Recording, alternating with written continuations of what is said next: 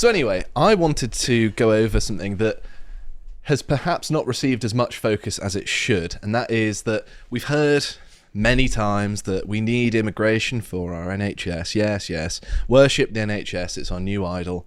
It's our cargo cult. It is, yeah, except it's a load of nonsense, and in fact we've been turning away loads of our own domestic doctors, which of course quite often the taxpayer covers the loans that they take out to study, and they're there for 5 to 7 years sometimes. So we're paying a lot of money for these people to be trained, only for them to move abroad, and then we import foreign people. And the reason they're moving abroad is because we're passing over them for jobs, and we're like, you know what we need? We need a witch doctor from Africa. We need someone from India who has used ChatGPT to cheat their way through their qualifications. That's what we need for our doctors. So this is the Country of Qualification 2023 recruitment data. I think this is the most recent data we can get. And it has breakdowns of applications made, appointable applicants, and then offers made. And I think offers made or accepted offers is probably the best way to go. Let's see who the NHS is actually seeking out first. So you can see that for some of these disciplines, because it breaks it down by specialisation, there is a significant number of UK applicants to the rest of the world and the EU. So you would perhaps expect this. It's not too bad. But the problem is the frontline medical staff that most people come across are GPs, general practitioners. If we scroll all the way down to G, because you can see for some of them, foreign people outside of the EU significantly outnumber. It's very discipline dependent. Here you see dermatologists very much UK, rest of the world less so. But then you start to going down to general practitioner, and it's not so much outside of within the EU, it's more so outside of it, which is unfortunate, because with medicine, with things like that, you want the best in the world, right? You don't want a doctor that is a diversity hire, because it doesn't matter where in the world they come from, you want the best treatment, right? Yeah. And it seems that it's almost now parallel between doctors that are being recruited domestically, and this of course doesn't necessarily mean they're British either, and doctors that come from the rest of the world outside of Europe. And that of course could mean, North America, Australia, South Africa, places like that. But it can also mean people from countries that don't have the same infrastructure as us. We could get, a doctor from Ethiopia who's not even been in a medical facility as advanced as ours, and they will be considered just as much so. And of course, the way we recruit doctors, we tend to value foreign qualifications as equal as our own, and that's not the case most of the time. And this has been shared in lots of different places to do with doctors, and they've gone through and they've tried to figure out why they can't get jobs. And they've been talking about this. Lots of people have been saying how, it's unfair, things like that. And then you see rhetoric like this. This is from the BBC. This was only last month. They're saying how migrant workers are saving the NHS from crisis. And that's not exactly true, because actually many of our domestic doctors can't get jobs. And as we saw, they're going to the rest of the world. They're not even seeking out European doctors. They're seeking out doctors from anywhere, really, which explains why there are lots of problems. And we're going to be looking at some of those as well. You can also see it from The Guardian here. In an NHS ward, I saw how Britain relies on immigrants, yet still we tell them they're not wanted, when in fact, as the data here shows, it's more that they're being sought out, in that these are all of the offers given to foreign doctors. It's about 50-50 from domestic doctors to outside of Europe doctors. I mean, if we were going to hire them from anywhere abroad, I'd sort of want them from Europe, North America, Australia, somewhere like that. And you can even see that things like general surgery, they're outside of Europe. And so that comes with all of the problems of basically coming from the third world. Yes, they have potentially very, very corrupt standards over there, where you can pay for degrees. They'll have degree mills in some countries, and they will not even necessarily, even if it is a legitimate degree, have the same educational standards as us, for passing through these things. And even domestically within the UK, we've seen a number of people who are of foreign extraction bragging about the fact that they have been helping their own relatives to get these kinds of qualifications for their degrees, where they've been filling in results for them, filling in answers on exams and such, to make sure that they can get these degrees, and then were complaining about it when people started to point this out. They were talking about how, oh no, cracker's going to try and keep a brother down. Because they're saying those exact words, are they? It was something to that effect, because we were pointing out, hey, maybe you shouldn't be basically forging your own qualifications here. And there's also the aspect of understanding one's culture and language, in that if you're communicating something as important as medicine, communicating to people of varying levels of intelligence in the general public, you probably want relatively good English language communication skills. You're not going to have that from abroad. It's just not the case. And there's this thing called bedside manner, which is very important, which is part of communication skills as well. It is, yeah. And also you'd imagine, if it is to do with medicine, what the information they have to relay is going to be of importance. So whoever they speak to pass the information on, they have to be able to understand it clearly. Yeah, and we know that that's not, there's a lot of, I know a lot of people in the NHS in Wales, in Swansea, and they say, the biggest problem is a lot of staff, they don't even speak English. They don't attempt to. So there is a huge gap, in the hospitals of people who speak in English and people who aren't. Well, that just means that they can't do their job properly, really. Exactly, yeah. And this is being actively sought out because, as we'll get onto in a minute, the white native doctors are being actively discriminated against, and deliberately. We can see that there are some publications talking about this sort of thing. The NHS can survive without mass immigration. This one is titled, this is from last month as well. So it's sort of come up a little bit. I like the fact that in the tags there, they've got Boris wave. That is the perfect thing. I mean, I would argue it would improve without mass immigration. Yeah, it would, of course it definitely, would. Yeah. It's the standards of the doctors, the fact that they can actually communicate with us. The actual demand for the services. I think what it does for the whole of the UK as well, the amount of people who are skilled and qualified that can't get jobs, who would be in work, how many thousands of people would that be that would be in work that now aren't? That's obviously going to be a benefit outside of the NHS for the whole of the UK as well. So, it would. I think it would survive without mass immigration. It thrive. It would do, a lot better. And we've got this, and this was a bit of a surprise when I first heard about this sort of thing. So this is a story of a lady who's graduated, and she basically won't be able to have a job next year. And I'm going to read a little bit from it, not very much though. So it says, resident doctors have said they're going through a really awful time of decreasing job security, with an estimated 20,000 expected to miss out on an NHS specialty training place this year due to sharp increase in competition for posts. I wonder where that sharp increase has come from. Is it just that everyone in Britain is really keen to be a doctor? Maybe people have got really good grades and they've got into university. No, it's not, obviously. It's foreign doctors, and we're deliberately competing with our own homegrown doctors who are better for the sake of looking good on paper to bureaucrats. And it carries on to say, partly due to a rise in the number of UK medical school graduates, and also the removal of a test which previously required foreign qualified doctors to demonstrate they were needed in the UK. Which, if you were to have immigration, I think that demonstrating that someone is needed would be one of the base things you would want to do, because you don't want to bring in people that are redundant. But apparently they do, because of course they are foreign and therefore better than us. And here's another one which I couldn't believe. GPs working as Uber drivers because they can't find jobs as medics warn of unprecedented crisis.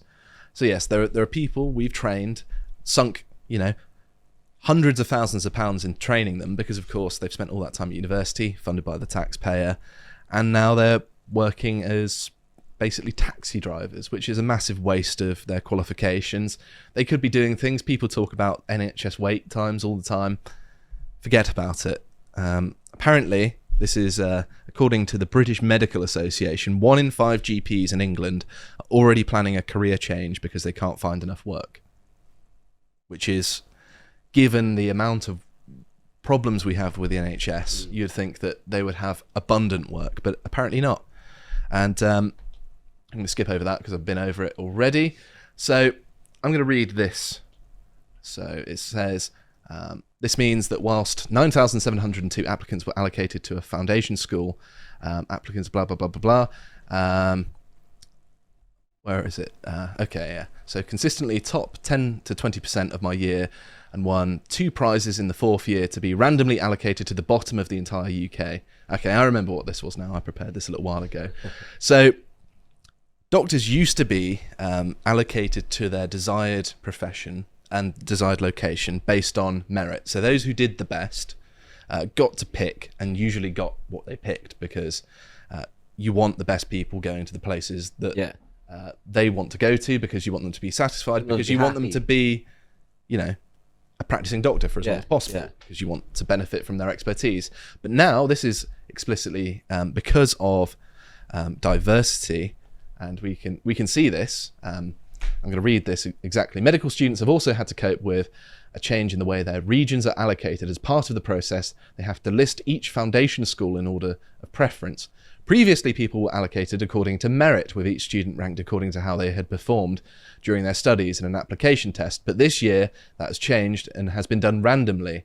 The logic behind it, I feel like I'm about to sneeze, is that the previous system was stressful for students and was particularly unfair on those from deprived backgrounds and ethnic minorities. So that means that basically people who are poor and not white did worse on the tests, and therefore that's somehow racism, and rather than just a real world difference that would have been unavoidable no matter what. It must have been purely socioeconomic factors. Exactly. They tended to perform less well and therefore were more likely to be posted to regions they did not favour, which, in my opinion, if you do less well, you should have less say. That seems like a perfectly good system. But what this does incentivise is that people don't need to do well in their exams anymore. They don't need to be good doctors anymore, because it doesn't matter. You just need to pass. You get stuck on a list and you get randomly allocated. So there's no incentive anymore to actually be good at your job, other than perhaps to avoid being taken to court for malpractice, or, you know, going to prison, which is awful. I mean, the second order effects of this are catastrophic, because it's basically putting a ceiling on how competent people want to be, because it doesn't matter anymore. This is all just so beneficial for everyone, given that we're talking about medical practice. It's so frustrating. Quite an important topic. You know, you'd want your best doctors to be happy, job satisfaction, and comfortable in doing what they do. You don't, you know, you want to incentivize them as much as you can to stay, you know, and keep doing the good work that they're doing, not, you know, treat them like this, because it's just going to turn them away. The best doctors. Well, exactly. I very much agree. I it's want to been look up pointed my out as well. And be like, oh, are you here because you're the best for the job? No, picked out of a hat. Oh, fantastic. Can I go see someone else, please? I don't even have a doctor's surgery. It's just a waste of time. You never get an appointment. Josh lets nature heal him. That's right. Bit of natural selection.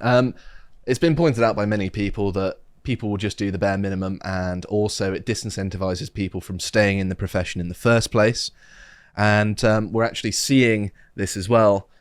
Here, someone had spoke to a bunch of doctors, and apparently loads of them are, you know, had gone from being very in demand to either considering changing profession or leaving the country entirely. I think a lot of people go to the US and Australia, and it's just a terrible thing.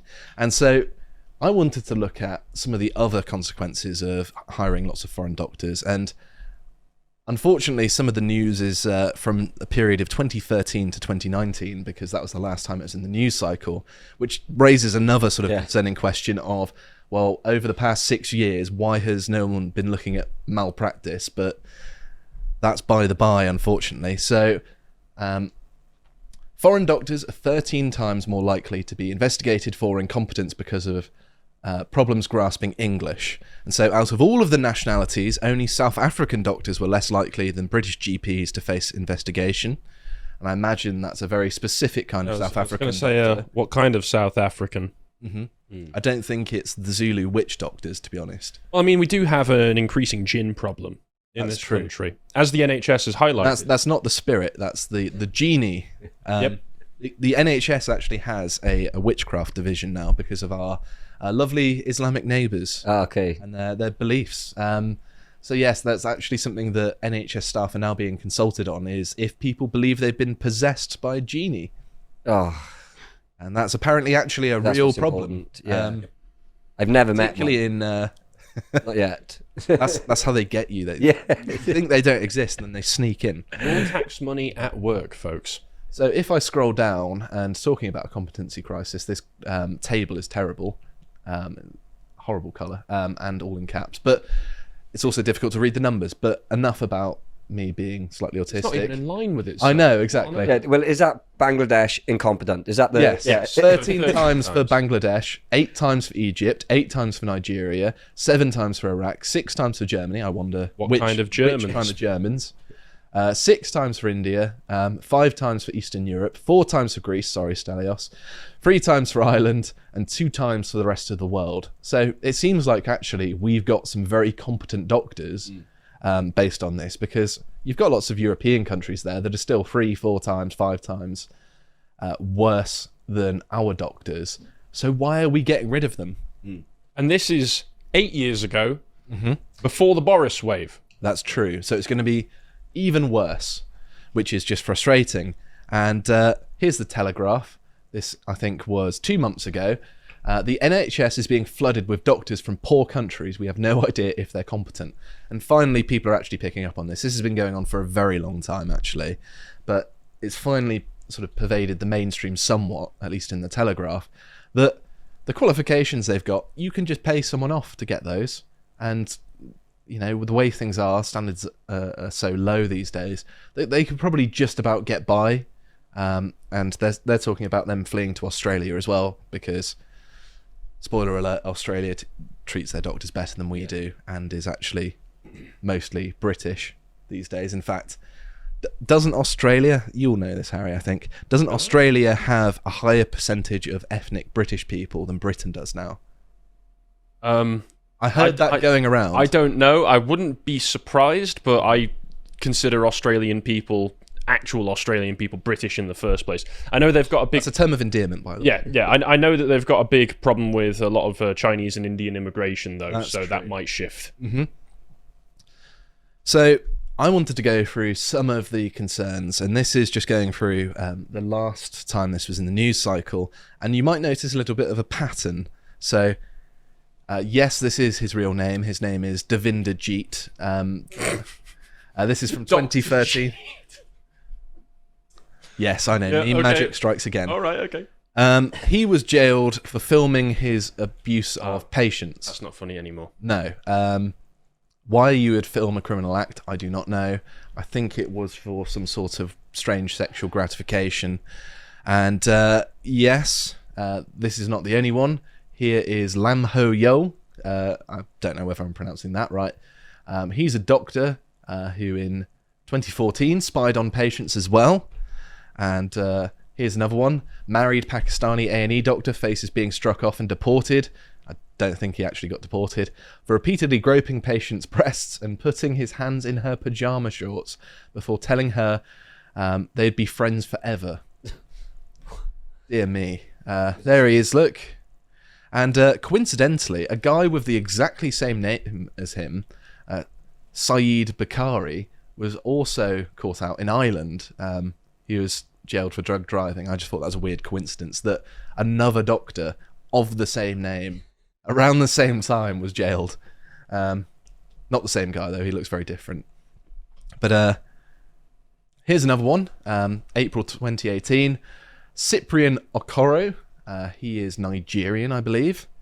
He was struck off after sending a picture of himself to a patient naked, which is a bit strange. And apparently he was pestering the woman to try and hook up with him, basically. And apparently he kept on sending her nuisance calls and messages. And when she said she would report him, he said no one would believe her due to her mental health problems. So he's taking advantage over, a mentally ill lady. But apparently they did believe her, and I think he was struck off. Should have been imprisoned as well, really, for that sort of thing. You should have the picture You know, I know, no one yeah. will believe you. It's Yeah. like, well, Yeah, it's pretty easy to prove Oh, actually, she's if got you've got mental health. messages. Yeah. yeah. And then here's another one as well. This is from 2018. I don't even know how to say his name. He's an Iraqi doctor. There he is. He took 19,000 secret images of women over 6 years in his surgery. And they caught him after all that time. Very creepy. And then the final thing I wanted to end on here, foreign doctors are revealed to be behind 60% of all sex assaults on patients, but NHS wants fewer of them taken to disciplinary hearings, because of course they do, because the NHS is a socialist enterprise and they're looking out for their own, which isn't the native population. So yes, native doctors are being overlooked, and we're importing people who are multiple times more incompetent and also disproportionately more likely to sexually assault you. So, yes, I suppose that's a warning. If you would like to watch the full uncut version that is also uncensored, head on over to lotuseaters.com to find out more.